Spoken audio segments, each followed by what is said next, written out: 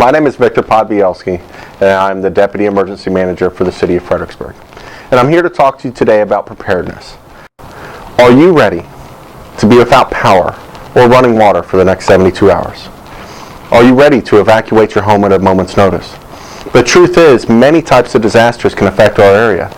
Items such as tornadoes, severe thunderstorms, hurricanes, flooding, or even the occasional earthquake. You really need to think to yourself, what can I do to prepare? And a lot of those things are simple items that we have around our house. But preparedness is truly important. Look at New Orleans and how long it took for aid to come in. It usually takes up to 72 hours for outside aid to be available. Think about your 911 services. They can be inundated with 911 calls and take an extensive amount of time to answer all of them. So we need to think to ourselves, what do we need to do? What do we need to do to prepare ourselves and our family for these disasters when they occur? Simply putting together a kit of specific items to sustain us for the next 72 hours. Putting a plan together on how we're going to contact our family and where we may meet in case that our home is not safe to return to. We need to be thinking about these things, putting the pieces together, and preparing ourselves and our family. What I want to do with you today is to go over the set of items that you need to collect and identify to put together a simple, basic 72-hour preparedness kit. The basic emergency kit for your next 72 hours. Simple items, many of which you probably have already around your home. I need to collect water. I need to have up to 3 gallons of water for 3 days. And that's just for one person. Each gallon equates to 1 day's consumption. Food products, dried foods, canned foods, paying particular attention to the salt content because it's going to drive you to want to have more water. Some of these foods may expire within the next 2, maybe 3 months. A lot of the canned foods will last up to 2 to 3 years. When you have your cans, I like the pull tops. If you don't have pull tops, you're going to need a can opener so you can get into the cans when time does come.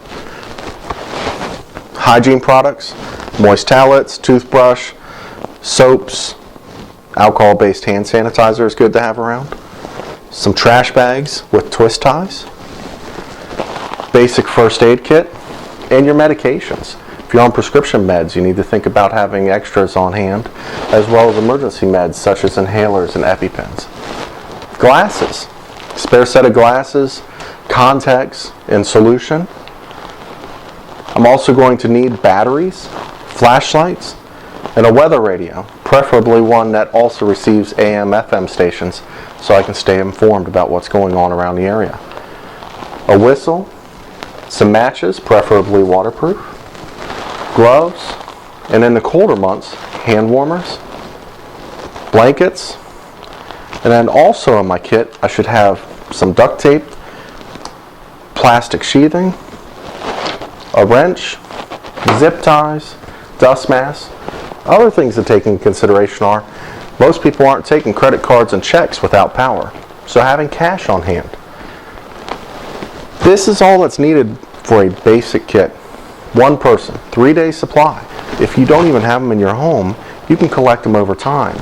And most of these you can purchase at the stores you frequent on a routine basis. But it's important for us to take care of ourselves and our family to gather these supplies together, to make a plan and be prepared if disaster does strike. Aid is not instantaneous.